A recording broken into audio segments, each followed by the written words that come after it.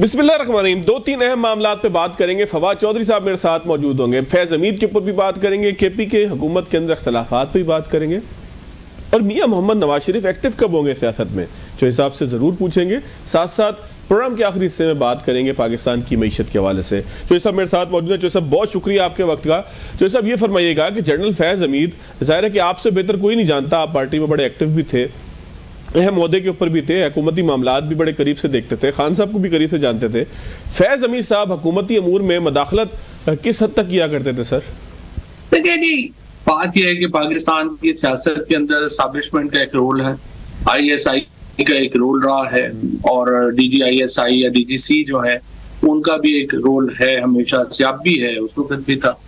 लेकिन ये है कि आईएमएस से हमारे ताल्लुकात तहरीक इंसाफ की हुकूमत के बड़े अच्छे थे आखिर तक, और जब ताल्लुकात अच्छे हों तो फिर उसमें मशवरे भी जो है वो भी हो जाते हैं, एक आपका जो बातचीत का अंदाज भी मुख्तलिफ होता है। तो आई एम श्योर कि उनकी बातचीत जो उनका जो था ताल्लुक भी था, एडवाइस भी थी और चीजें भी थी, इसमें तो कोई शुमार नहीं सर। लेकिन इसमें कहीं पर यह होता था कि वो कहेंगे ये लाजमी ये काम करें, या रियासत के अंदर रियासत हो, यानी कि उनकी अपनी एक जो है वो पूरी अलग लाइन चल रही हो, किसको गिरफ्तार करना है, किसको जो है वो छोड़ देना है, ये इमरान खान साहब के मशवरे के बगैर, उनके इल्म में लाए बगैर खुद से वो कर रहे हो चीजें? बड़ा मुश्किल है। इमरान खान देखें, इमरान खान अनवारुल्लाह काकड़ तो नहीं थे, या अनवार वो इमरान खान को गफरुल्लाह जमाली तो नहीं थे ना। तो ये कहना तो मेरा ख्याल है दुरुस्त नहीं होगा कि तहरीक इंसाफ की हुकूमत या PTI की मर्जी के बगैर सब कुछ हो रहा था। मशवरे जरूर हो सकते हैं, प्रिवेल जरूर हो सकते हैं, बट बेशुमार चीजें हैं जिनके ऊपर मतलब अगर हुकूमत असर्ट करती कि ये नहीं होना तो मेरा नहीं ख्याल वो हो सकता। बेशुमार चीजें हैं जिसके ऊपर हुकूमत ने कहा कि इसको नहीं करें तो फिर वो नहीं हुई, और कई चीजें हैं जो उधर से उन्होंने कहा करते हैं और इन्होंने आगे से, जैसे अगर आप ये कहें कि फॉर एग्जांपल काजी फाइज ईसा साहब के खिलाफ जो रेफरेंस है, फरोग नसीम साहब बड़े इंसिस्ट करके लेके आए थे, और जाहिर है कि वो एस्टैब्लिशमेंट की तरफ से था, हुकूमत की तरफ से नहीं था। लेकिन अगर हुकूमत बहुत इंसिस्ट करती कि ना फाइल करें तो ना फाइल होता। तो हम ये कह सकते हैं कि खान साहब उनकी बात सुना करते थे, उनकी एडवाइस, उनको जरूरत नहीं पड़ती थी खुद से कुछ करने की, वो खान साहब को जब बात कहते थे तो खान साहब मान लिया करते थे बात जो एडवाइस है। मैं जिस तरह से आपसे कह रहा हूं कि अगर एडवाइस को नहीं मानने वाली और आपने कहा नहीं मानी तो फिर नहीं हो सकता। इमरान खान को मुश्किल होता है, अगर आप इमरान खान के कद का कोई लीडर हो, उसको जो है वो अगर आप वो किसी बात के ऊपर अड़ जाए कि नहीं होनी तो मुश्किल होता है वो करना। अच्छा, अब कोई ऐसा मामला था जो साहब के फैज़ हमीद साहब बताते हो कि किसको पार्टी में किस जगह पर लगाना है, किसको वजारत में किस जगह पर लगाना है? क्योंकि एक तासुर यह भी बनता है कि फैज़ हमीद साहब से बहुत सारे पार्टी के ओहदेदार इसलिए नाखुश थे कि वो बताया करते थे कि टिकट किसको दें, किसको ना दें, किसको पार्टी का तंजीमी ओहदा कहां पर देना है और किसको नहीं देना। नहीं, मेरा नहीं ख्याल इतने इंटरफेरेंस की ना जरूरत होती है ना कोई करता है। अपना कोई एक जाती इंटरेस्ट हो तो वो ठीक है, ऑब्लाइज करने के लिए जो है वो हो जाता है। फॉर एग्जांपल मेरा ख्याल है कि सभी को पता है कि फिरदौस आशी गवान को जो टिकट था वो 2018 में वो जनरल साहब ने दिलवाया था। इसी तरह से ये इस तरह के कोई एक दो लोग होंगे जिनके अपने इंटरेस्ट हो तो वो उन्होंने कर दिया, पर ओवरऑल तो नहीं होता। इस तरह तंजीमी होता हूँ पे तो कोई इंटरेस्ट मेरा नहीं था उनको। अच्छा जो साहब, टिकट तो जाहिर है कि कुछ लोगों को हर दौर के अंदर ही कोई ना कोई दिलवाता है, लेकिन अगर आप मजमूई तौर पर फैज़ हमीद साहब की गिरफ्तारी और उस गिरफ्तारी के पीछे जो प्रेस रिलीज है जिसके ऊपर तमाम मामलात बनाए गए कि टॉप सिटी से मामला शुरू किया गया और उसके बाद ये बताया गया कि मिसकंडक्ट भी उनकी तरफ से हुआ है पॉलिटिकल मामलात के हवाले से, तो फैज़ हमीद साहब को आप जाहिर है कि वज़ीर इत्तलात थे, बहुत अहम आदमी थे, पार्टी के अंदर आपकी बड़ी अहमियत थी, खान साहब के आप बड़े करीब थे, तो अब आप अगर उस प्रेस रिलीज के को जो है वो हिस्सा ब हिस्सा पढ़ना शुरू करें तो कहाँ कहाँ पर आपको लगता है कि मामलात कहाँ तक जो है वो दुरुस्त है, कहाँ तक कनेक्टिविटी थी और कहाँ तक जो है वो तहकीकात के नतीजे में साबित नहीं हो पाएगा? क्योंकि जाहिर है कि अभी मुलजिम है, मुजरिम तो नहीं है वो। कोई नहीं इस तरह के केसेस में क्या तहकीकात होती हैं, क्या चीजें होती हैं? देखिए, बड़ी सीधी बात है, फौज का एक इंटरनल इशू है, उसके ऊपर कुछ ज्यादा मालूमात हमें भी नहीं है, आपको भी नहीं है। वो फौज ने जो सेटल करना होगा वो अपने मुताबिक करते रहे। मैं तो सिर्फ यही देखता हूँ कि लोग जब नीचे होते हैं ना, मैंने बड़े मद्दोजहद देखे हैं लोगों के, जब ऊपर होते हैं लोग तो क्या क्या उनकी खुशामद के लिए किलाबे नहीं मिलाए जाते, और जब नीचे होते हैं तो फिर ऐसे ऐसे लोग जो हैं वो मीडिया पे आके बातें करते हैं कि बंदा हैरान ही हो जाता है। लेकिन बस यही है, ये दुनिया है, चलता रहता है, कोई नहीं। इसमें मेरा ख्याल है कि बस उनका एक इंटरनल इशू है, सेटल कर लेंगे, हमारा आपको उससे क्या लेना। अच्छा जो साहब, कल जो है वो एक प्रेस कॉन्फ्रेंस की थी अता तारड़ साहब ने, 2-3 नाम मैं आपके सामने लेता हूँ।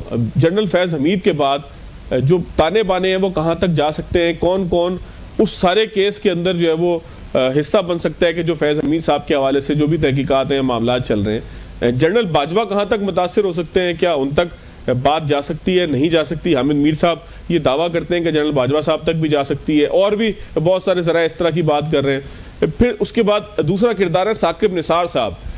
उनसे जब किसी ने सवाल किया तो वो बड़ा नाराज़ होकर उसका जवाब देते हैं कि जी आप कैसी बात कर रहे हैं, लेकिन इशारे हुकूमती ज़रा ये भी देते हैं कि साकिब निसार साहब भी जो है वो रगड़े में आ सकते हैं। और फिर तीसरे फ़र्द जो है वो खुद इमरान खान साहब हैं, क्या उन तक अभी कोई जो है वो खुरा पहुंच सकता है? हालांकि खान साहब कहते हैं कि मेरा कोई ताल्लुक नहीं है। तो अब इन तीनों शख्सियात के हवाले से क्या तबसरा तजिया होगा आपका चोई साहब? देखिए ना, ये तो एक हुकूमती तर्जमानों की ख्वाहिश है ना कि ये हो जाए, और उनके सारे जो लोग जो उनको पॉलिटिकल चैलेंज देते हैं वो असल में बेसिकली देखिए हुकूमत की तो बड़ी सिंपल सी है, वो चाहते हैं कि जो भी हमारे मुखालिफ हैं वो मर जाएं और हम अकेले रह जाएं, बस सियासत फिर हम अकेले करेंगे। ये तो एक अजीबोगरीब किस्म की नैरेटिव है जो हुकूमत ने किया हुआ है। हुकूमती जो तर्जुमान है, जो मीडिया में भी उनके तर्जुमान है, वो रोज आते हैं, बताते हैं कि इतने लोगों को फांसियां हो जाएंगी, इतने लोग जो हैं जनाब वो अपना जेलों में चले जाएंगे, जो भी हमारे खिलाफ बात करेगा उस पर टेररिज्म का पर्चा हो जाएगा। और बेसिकली तो अजीबोगरीब किस्म का बयानिया है कि मुल्क जो है ये अता तारड़ टाइप लोग, जिनको कुछ भी नहीं पता, इनको मतलब आप क्या समझते हैं कि फौज अपनी तहकीकात अता तारड़ को बताएगी क्या हो रही है क्या नहीं हो रहा। और पहले भी आपने देखा जो इसने प्रेस कॉन्फ्रेंस की कि बैन किया जा रहा है, उसके बाद उस प्रेस कॉन्फ्रेंस का हाल हुआ, एनी पर्सन विद मेरा ख्याल है थोड़ी सी भी क्रेडिबिलिटी जिसकी इज्जत होती उसके बाद वो रिजाइन कर देता कि आपने मेरे से ऐसी प्रेस कॉन्फ्रेंस कराई है, अब उसके बाद मैं इंफॉर्मेशन मिनिस्टर रहते हुए अच्छा लगता हूँ। लेकिन चूंकि लोगों की कोई क्रेडिबिलिटी कोई नहीं है, इज्जत वगैरह को मसला कोई नहीं है, तो बैठे हुए हैं, नौकरियां कर रहे हैं, बैठा हुआ है। तो आपका क्या ख्याल है कि जो मिलिट्री है वो अपनी इन्वेस्टिगेशन अता तारड़ से शेयर करेगी कि वो अपनी प्रेस कॉन्फ्रेंस कर ले? लेकिन इनकी कोई हैसियत नहीं है। और ये बयानिया जो हुकूमत की तरफ से रोज आता है कि जो भी हमारे मुखालिफ है वो उनको फांसियां लगा दें, उनको जेलों में डाल दें। ये 25 करोड़ का मुल्क है, ये इस बयानिया पे तो नहीं चल सकता कि पूरे मुल्क को जो है वो जो मुखालिफ है उनको फांसियां लगा देनी है, जेलों में डाल देना, तो फिर मुल्क में सुकून हो जाएगा। पता नहीं ये कौन से दौर में जिंदा है ये लोग, और इनको अल्लाह ही हिदायत दे और अकल दे, क्योंकि मुल्क का बेड़ा गर्क कर दिया है इन्होंने। आज आप देख ही रहे हैं कि 100 टेक्सटाइल फैक्ट्री बंद हो गई है फैसलाबाद में, 2 लाख मजदूर वहां पे बेरोजगार हो गया है, लोगों से बिल नहीं दिए जा रहे, बच्चों की फीसें देना अजाब आ गया है। यहाँ पे बस हर वक्त एक ही ढोल बज रहा है कि जनाब फलाने को भी पकड़ लो, वो भी उसको भी पकड़ लो, उसको भी फांसी लगा दो। पहले जेलों तक था, अब तो खुलेआम कह रहे हैं मिलिट्री ट्रायल करें, लोगों को फांसियां लगा दें। पता नहीं ये लोग किधर जा रहे हैं।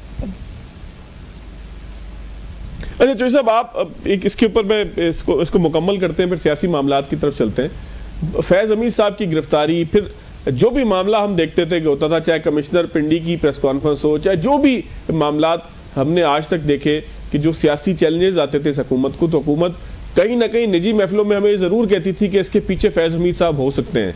तो अब फौज ने फैज हमीद साहब को भी गिरफ्तार कर लिया या तहवील में ले लिया है, तो हुकूमत की जो ख्वाहिश थी वो पूरी हो चुकी है। एक ये भी फरमाइएगा, और साथ ये भी फरमाइएगा कि सिग्निफिकेंस इसकी आपको क्या दिखती है तारीखी एतबार से कि फौज इतने बड़े कदम की तरफ चले जाए कि अपने उस डीजी को गिरफ्तार कर ले कि जो बिल्कुल इमीडिएट अभी फारिग हुआ कुछ अर्से पहले।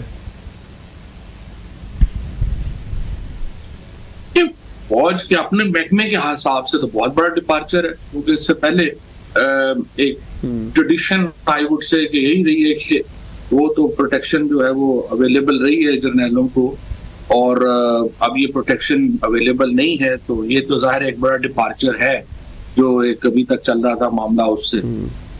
सियासत के ऊपर तो मुझे नहीं लगता कोई बड़ा इम्पैक्ट क्या आएगा। इमरान खान की पॉपुलैरिटी फैज हमीद की मरूने मिन्नत तो नहीं है। इमरान खान का जो सियासी कद है वो कोई जनरल फैज हमीद या ISI का तो नहीं है, और आप उनको सजा सुना देंगे तो इमरान खान को क्या फर्क पड़ जाएगा, या आप उन्हें इमरान खान को सजाएं सुना ली 31 साल तो उनको पॉपुलैरिटी पे क्या फर्क पड़ गया है।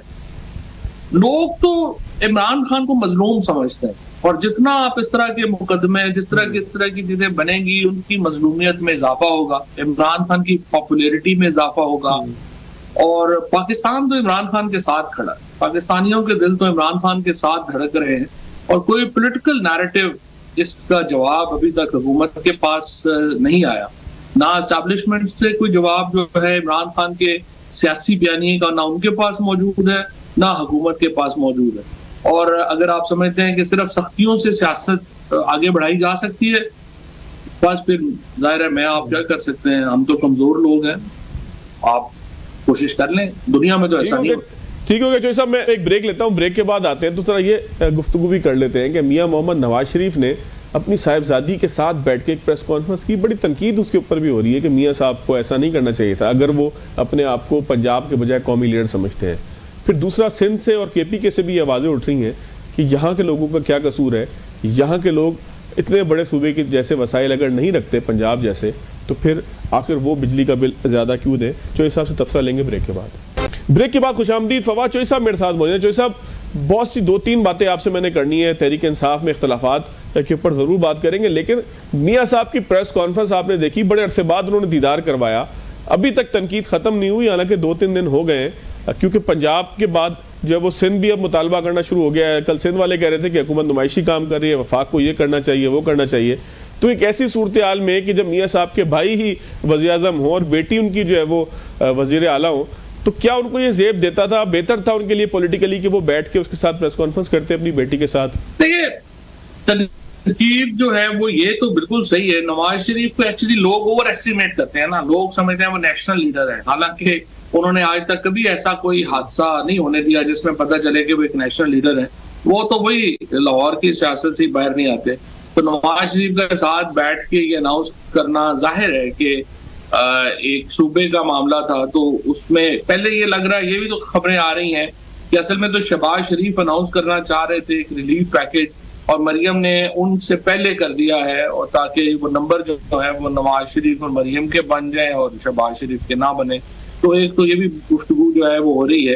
तो अब इसके नतीजे में देखिए बात यह है कि ये अलबत्ता तनकीद खैर बिला जवाज है कि खैबर पख्तूनख्वा या सिंध या बलूचिस्तान का कि आप पंजाब में क्यों रिलीफ दे रहे हैं।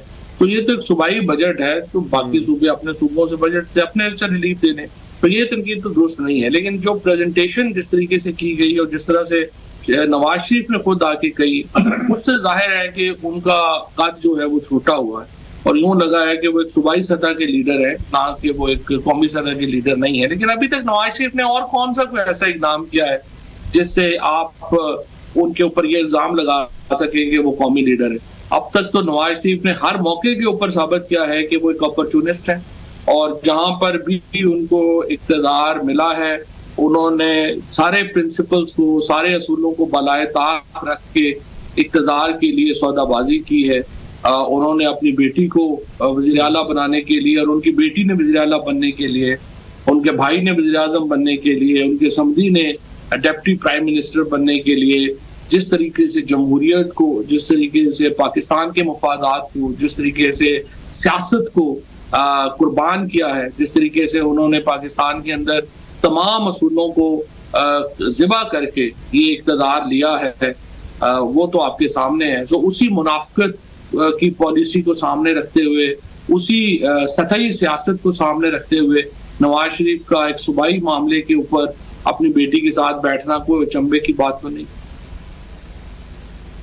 अच्छा चौधरी साहब, नवाज शरीफ जो है वो एक्टिव क्यों नहीं हो रहे? तंजीमी तौर पर मुस्लिम लीग नून खिलाफ पूरा करता क्यों नहीं दिखाई दे रही कि जो तहरीक इंसाफ की सियासी सरगर्मियां ना होने की वजह से पैदा हो रहा है? तो इस वक्त मुल्क में फिर सियासत कर कौन रहा है, कौन सड़कों के ऊपर है, कौन एहतजाज कर रहा है, कौन अवाम की बात कर रहा है, कौन असम्बलियों के अंदर और असम्बलियों के बाहर कर रहा है। आपको नहीं लगता कि एक अजीब और गरीब से खला पैदा हो गया जिसको नवाज शरीफ साहब ना निकल के पूरा करना चाहते हैं, ना कोई और जमात मौजूद है, और तहरीक इंसाफ के पास जो है वो ऑप्शन नहीं है शायद बाहर निकलने का? सियासत तो अब इमरान खान की है, सियासत तो तहरीक इंसाफ की है, उसमें तो कोई दो राय नहीं।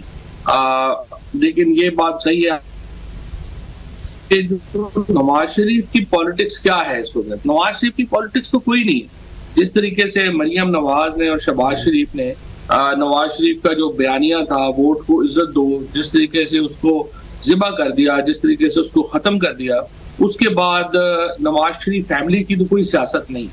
अब तो ये सिर्फ जो हमारी एस्टैब्लिशमेंट के एक कंधों के ऊपर बैठे हुए हैं, और एस्टैब्लिशमेंट भी बोझ महसूस कर रही है, क्योंकि ये कोई उनके लिए कोई फायदा मंद तो नहीं है। इनको कुछ सियासत में एस्टैब्लिशमेंट को तो नून लीग या पीपल्स पार्टी कुछ भी नहीं दे पा रही।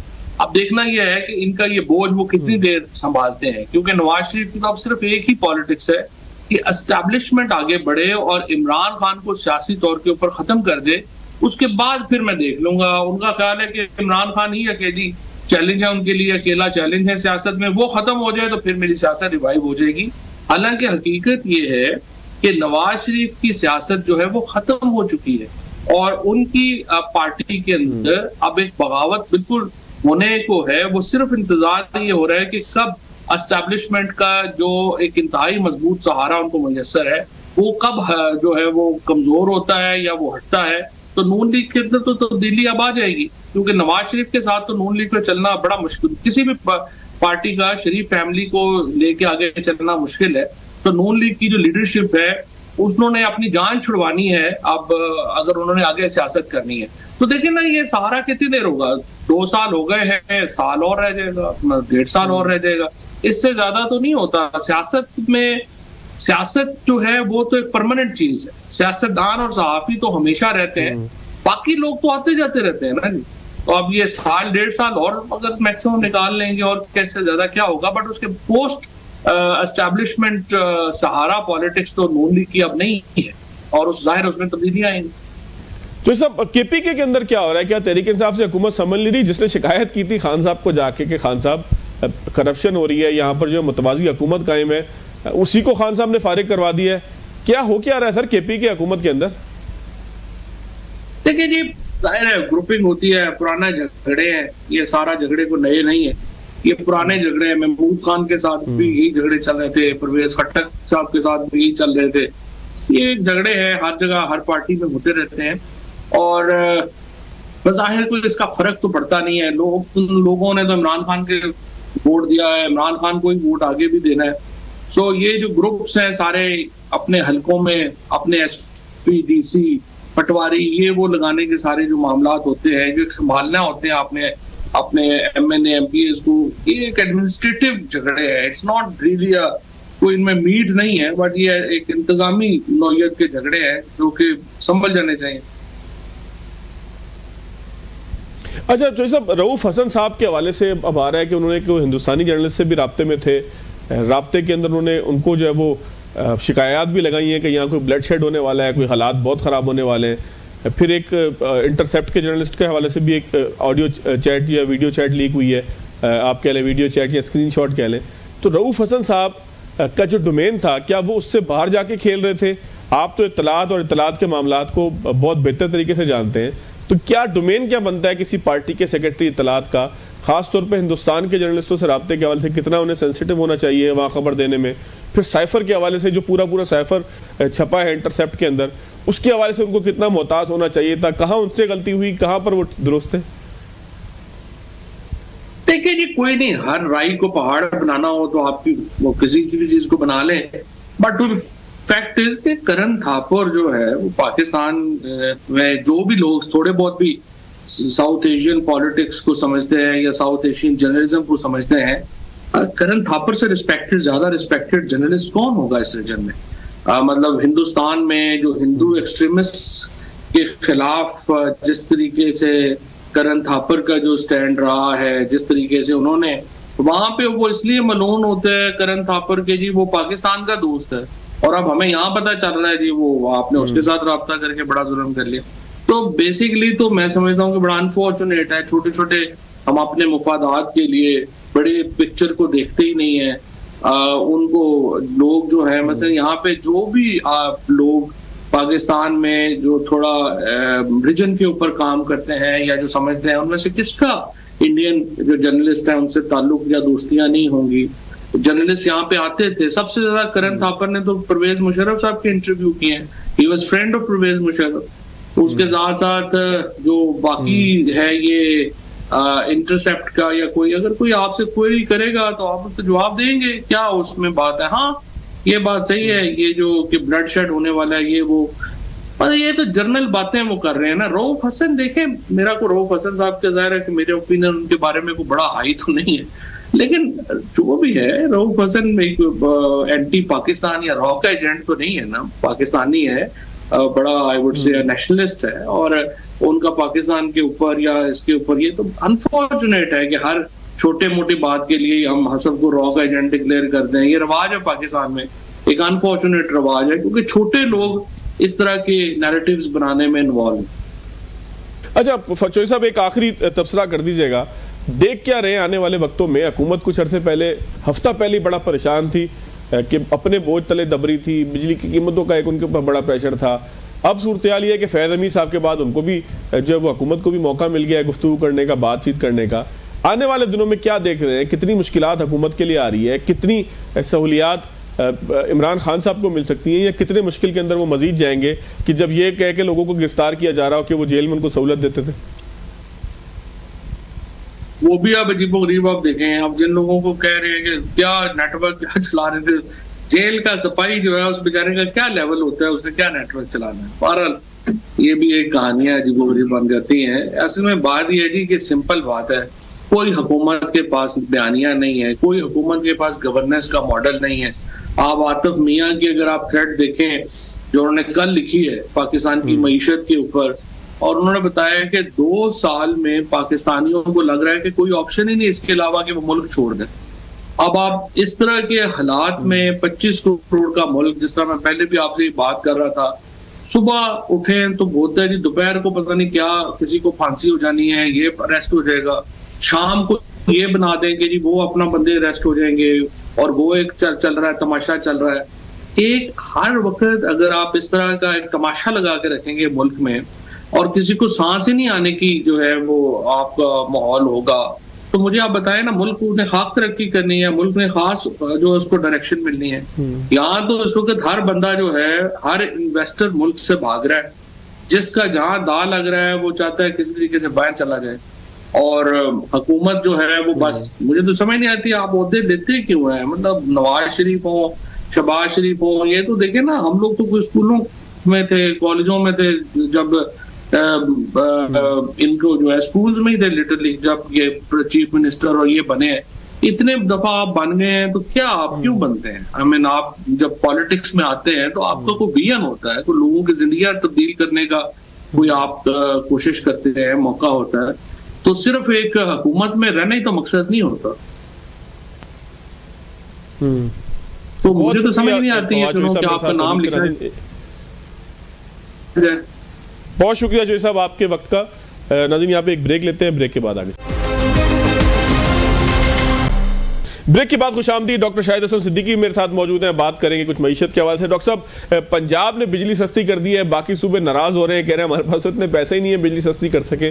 क्या सूबों के पास ये गुंजाइश नहीं है, सूबे करना नहीं चाहते? क्या पंजाब ने जो किया वो ठीक किया? IMF का जो उसके ऊपर एतराज़ है, क्या वो दुरुस्त है, गलत है? डॉक्टर साहब सारे मामले के ऊपर ही कुछ बयान दीजिएगा। देखिए, बात ये थी कि बिजली के नरखों के मामले में, गैस के नरखों के मामले में सिर्फ सियासत हो रही है। सबको पता है हुकूमत अगर बिजली के दर कम करती है पंजाब की, तो वो तरक्याती अखराजात में कटौती करेंगे या बजट खसारा बढ़ाएंगे, दूसरा कोई रास्ता नहीं है। तो अगर यही करना है तो ये तो कमी नहीं हुई ना। तो मेरा कहना ये था कि सियासतदानों को तो पता है, जो दूसरे सूबे के लोग ड्रामा कर रहे हैं, क्या उनको ये बात पता नहीं है कि भाई जब आप कम करेंगे तो और आपके रेवेन्यूज़ नहीं है तो या बजट खसारा बढ़ेगा, या आप तालीम का बजट कम करेंगे, या तरक्याती अखराजात कम करेंगे। मेरा जो मसला है वो मैं आपको यही बता रहा हूँ कि ये सियासत जो है ना, इससे अब आगे निकले हैं, ये पाकिस्तान की सलामती का मसला आ गया है। ये बात मैं क्यों कहना चाह रहा हूँ, इसको अगर आप इजाजत दें तो मैं कर, कभी भी IPPs का ड्रामा उठाते हैं, कभी ये उठाते हैं।